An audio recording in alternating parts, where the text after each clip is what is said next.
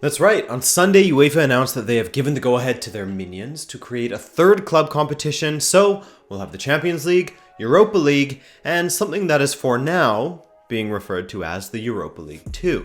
Hey, I'm Adrian and welcome to Rabona TV, and in this video I'll give you the quick lowdown on what this new tournament is, the format, and let you decide for yourself what you think of it. Personally, I'm a little bit conflicted on my own opinion, which I will share with you later, but I'm also very curious to hear what you guys think of it. Not my opinion, the tournament itself, or my opinion, whatever you want. I just want to hear what you think. Also, I just wanted to give a quick shout out to FCB Urager, I believe it was, who despite me considering doing a video on the subject, hit me up on Twitter requesting that I do so, and thus giving me that little push I needed, that confirmation. So I thank you, man. If you guys want to get at me outside of the comment section, then Twitter is definitely the best place to do that. So basically, the long and short of it is, it's the UEFA Europa League 2.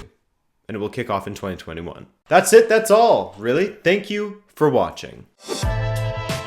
I joke, of course, but seriously, it's almost a direct replica of the Europa League, right down to how they fill in the teams of the tournament. Henceforth, I'll refer to the new competition as Europa League 2, like they have done at UEFA. The tournament will be made up of 32 teams divided into 8 groups. That's 4 teams per group if you aren't a math genius who can't handle simple division, such as myself. So that's the exact same format as we have in the Champions League. Remember, the Europa League has 48 at the group stage, and the new tournament will have the same group format as far as 1 match at home and 1 match away versus every team in the group stage, standard stuff. Now, one thing that makes this a little bit different is the way that progression works in the groups. Second place will have to play 2 two-legged round of 16 ties, while the team in first for each group will just play 1 two-legged round of 16 tie.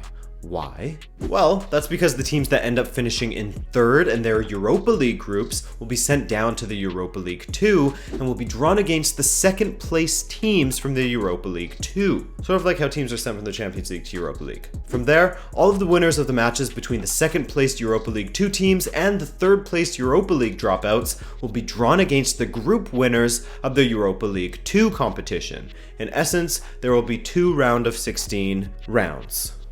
The matches will even be played on Thursdays, just like the Europa League, while the Champions League matches will continue to be played on Tuesdays and Wednesdays.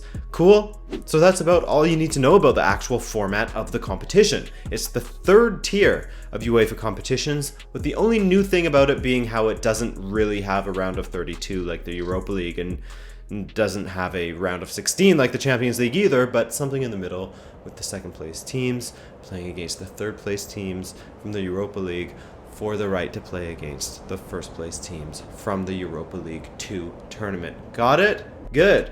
Because they're going to start using the exact same setup with the Europa League as well, and I kind of like that way more than the format they currently have. So, what's the point of all of this? Well, if you ask UEFA and their current president, Alexander Seferin, he and they would tell you this. Quote, "The new UEFA Club competition makes UEFA's club competitions more inclusive than ever before. There will be more matches for more clubs, with more associations represented in the group stages. This competition was born out of ongoing dialogue with clubs through the European Club Association. There was a widespread demand by all clubs to increase their chances of participating more regularly in European competition. This has been achieved with a strategic approach and in accordance with UEFA's objective of having both more quality and more inclusivity in our club competitions." End quote.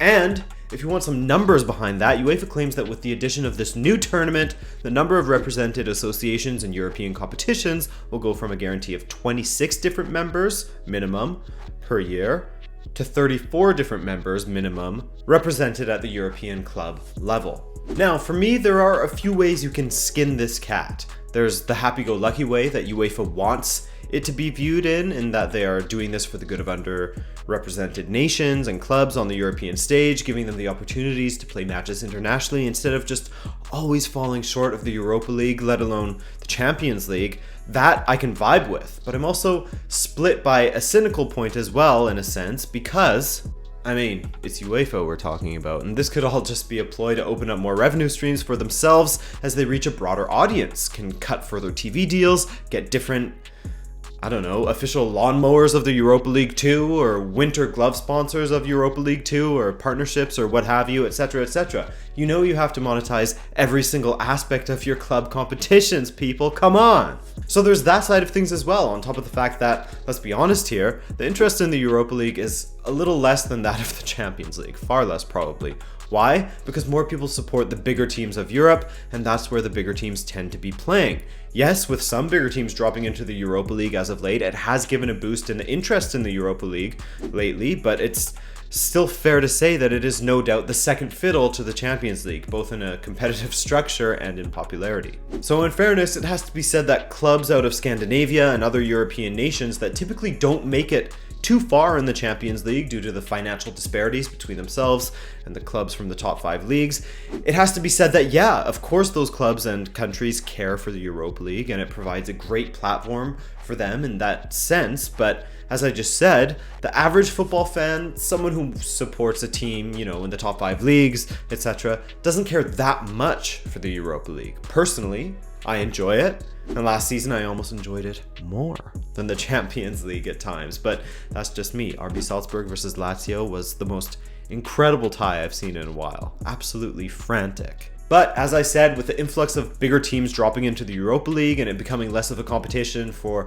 those teams that failed to make the Champions League and more of an emergency cup, second chance at life for those teams that dropped out of the Champions League group stage, perhaps the creation of this tournament, Europa League 2, is a good thing in the sense that this will ultimately become what the Europa League was intended to be in the first place. It will truly give the underrepresented countries and their clubs a legitimate chance in a European competition, as opposed to teams like Manchester United, Atletico Madrid, Chelsea, etc., all coming down to the Europa League from the Champions League or via their own failures domestically, and competing against teams that are far inferior financially. You see what I mean? I'm split on it, personally, almost in 3 ways now, so I'd love to hear what you guys think of it. Do you care about this competition? Is it a cash grab? Is it to become what the Europa League was meant to be? I'd love to hear from some fans that are from clubs that would be likely playing in this competition, as well as anyone that has an opinion really, either in the comments section or on Twitter. Hit me up. Okay guys, just a quick video today, but I appreciate you taking the time to watch it either way. Accidental rhyme. My name is Adrian, thanks so much for stopping in, and I'll hopefully see you in the next video. Take care.